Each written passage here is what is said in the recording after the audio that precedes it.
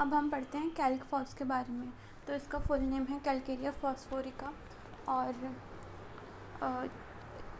इसका जो common name है वो है फॉस्फेट ऑफ लाइम और कैल्शियम फॉस्फेट से बनता है। बेसिकली मिनरल किंगडम का है। तो पहला पॉइंट है for persons anaemic and dark complexion, dark hair and eyes, thin spare subjects instead of fat. मतलब ऐसे पर्सन्स जो एनेमिक होते हैं एंड डार्क कॉम्प्लेक्शन के होते हैं, ठीक है, जिनका डार्क हेयर है और डार्क आइज़ है, थिन कॉम्प्लेक्शन मतलब स्किन कलर, ठीक है, थिन स्पेयर सब्जेक्ट्स मतलब पतले दुबले लोग हैं, इंस्टेड ऑफ फैट, लेकिन फैट नहीं है। जबकि कैल्केरिया कार्ब फैट था, लेकिन कैल्क-फॉस जो है वो थिन है, मतलब फैट नहीं है। उसके बाद सेकंड है during first and second dentition of scrofulous children diarrhoea and great flatulence. जब फर्स्ट एंड सेकंड डेंटेशन होता है स्क्रोफुलस चिल्ड्रन का, उस टाइम हम कैल्केरिया फॉस्फोरिका देते हैं, ठीक है, डायरिया एंड ग्रेट फ्लैटुलेंस। और जब डायरिया की प्रॉब्लम है एंड साथ में ग्रेट फ्लैटुलेंस है।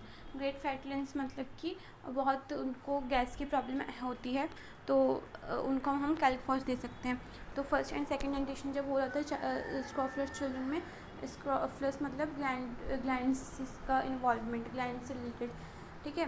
तो जो फर्स्ट एंड सेकंड डेंटेशन में हम देंगे, डायरिया अगर है तब देंगे, ग्रेट फ्लैटुलेंस है तब देंगे। उसके बाद children emaciated, unable to stand, slow in learning to walk, calcarea silicea, sunken flabby abdomen. ऐसे बच्चे जो इमेशिएटेड है मतलब पतले दुबले हैं, अनेबल टू स्टैंड नहीं हो पाते हैं, और slow in learning to walk, ठीक है, इमेशिएटेड है तो उसके खड़े नहीं हो पाते हैं और धीरे धीरे चलना सीखते हैं, तो उसमें हम कैल्केरिया फॉस देते हैं। इसमें और दो रेमेडीज़ है, एक है कैल्केरिया एंड सिलेशिया, ये भी हम देंगे। संकन फ्लैबी एब्डोमेन, संकन है मतलब अंदर की तरफ धंसा हुआ है, एब्डोमेन और फ्लैबी भी है मतलब थुलथुला सा। उसके बाद Ojing of bloody fluid from naval of infants of urine हायोस। अगर ब्लडी फ्लूइड जो है वो इन्फेंट्स के नेवल से निकल रहा है तो उसमें हम कैल्केरिया फॉस्फोरिका देंगे। और अगर ब्लडी फ्लूइड की जगह अगर यूरिन ओज आउट कर रहा है इन्फेंट्स के नेवल से, तो हम हायोस देंगे, ठीक है। तो कैल्केरिया फॉस्फोरिका में हम क्या करेंगे, अगर ब्लडी फ्लूइड बाहर ओज आउट कर रहा है नेवल ऑफ इन्फेंट्स से, तो उसमें कैल्केरिया फॉस्फोरिका देंगे, और अगर यूरिन ओज आउट कर रहा है तो उसमें हम हायोस देंगे। उसके बाद कैल्केरिया फॉस्फोरिका का नेक्स्ट पॉइंट है रैकाइटिस। रैकाइटिस मतलब रिकेट्स की कंडीशन, या फिर ऐसी कंडीशन जिसमें स्पाइन या बोन्स वगैरह जो वो डिफॉर्म्ड रहते हैं, या उनका कर्वेचर जो है सीधा नहीं रहता है, एबनॉर्मल कर्वेचर हो जाता है, उसे बोलते हैं रिकेट्स। बेसिकली हड्डियों की प्रॉब्लम होती है इसमें, विटामिन डी डेफिशिएंसी जो वगैरह होता है ना, उसकी डिजीज़, मतलब उससे उसकी जो डिजीज़ होती है उससे उसको हम रिकेट्स बोलते हैं। तो इसमें क्या होगा, रैकाइटिस अगर होगा तो cranial bones thin and brittle. जो क्रेनियल बोन्स होंगे, स्कल बोन्स होंगे, वो थिन होगा, और ब्रिटल मतलब ईजिली ब्रेकेबल होगा। Fontanelles and sutures remain open too long. अगर बच्चों में जो फॉन्टेनिलिस एंड सूचर्स थे सही टाइम पे क्लोज नहीं हो रहे, बहुत लंबे टाइम तक ओपन रह रहे हैं, फ्यूज़ नहीं हो पा रहा, तो फिर उनमें हम कैल्केरिया फॉस देंगे।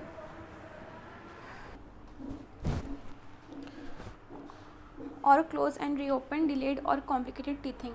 तो बेसिकली पहले हमें समझना पड़ेगा कि फॉन्टेनिलिस एंड सूचर्स क्या है। सूचर्स जो होते हैं वो जॉइंट्स होते हैं स्कल बोन्स के, और जो फॉन्टेनिलिस होते हैं वो बेसिकली स्पेसेस होते हैं स्कल बोन्स में, ठीक है।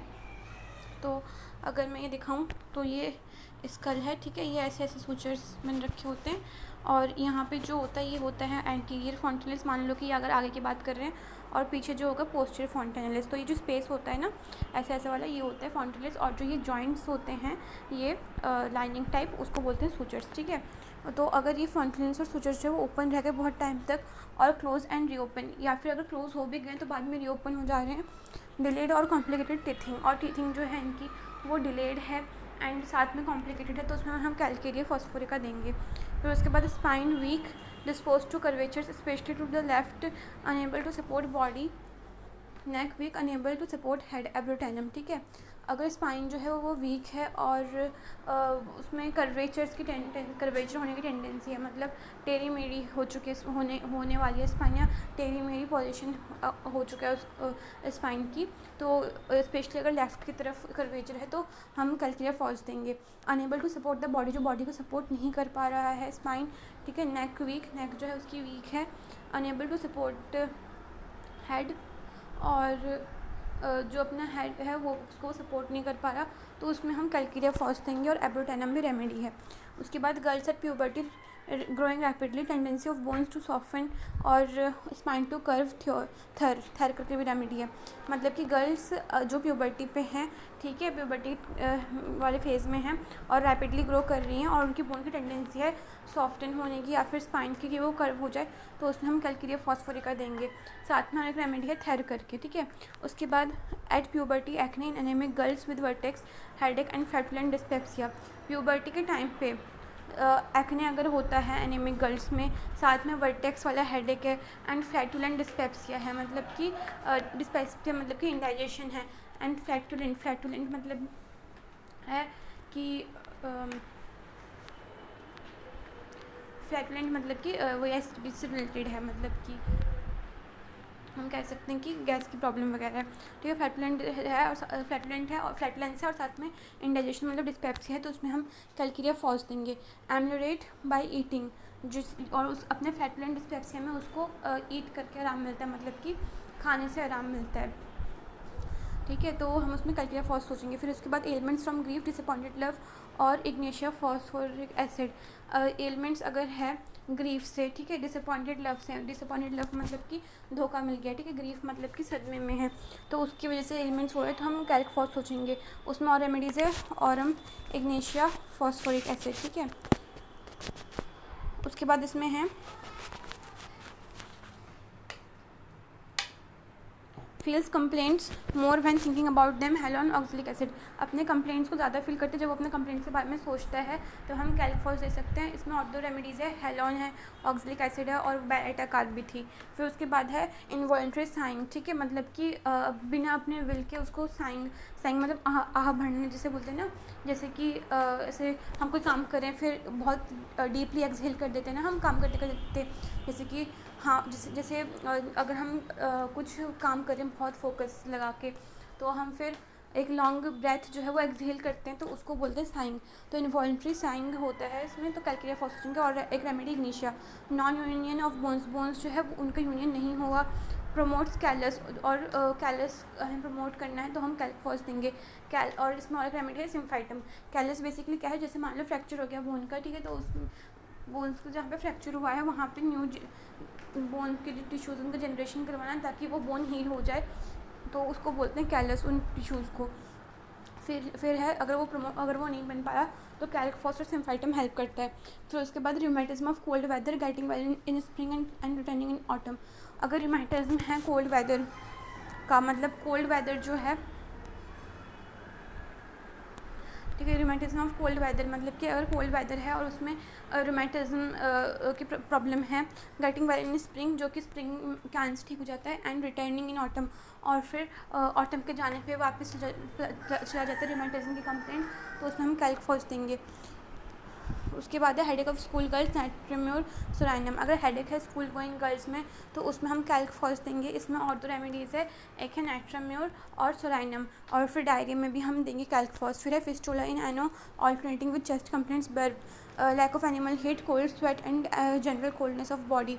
अगर एनएस में फिस्टुला है, ठीक है, जो कि चेस्ट कंप्लेंट्स के साथ ऑल्टरनेट करता है, मतलब जैसे अभी फिस्टुला हुआ और उसके बाद चेस्ट का सिम्टम आएंगे, तो फिस्टुला इन एनो जो ऑल्टरनेट करते हैं विद चेस्ट सिम्टम, तो उसमें हम कैल्क फॉस एंड बर्ब दे सकते हैं।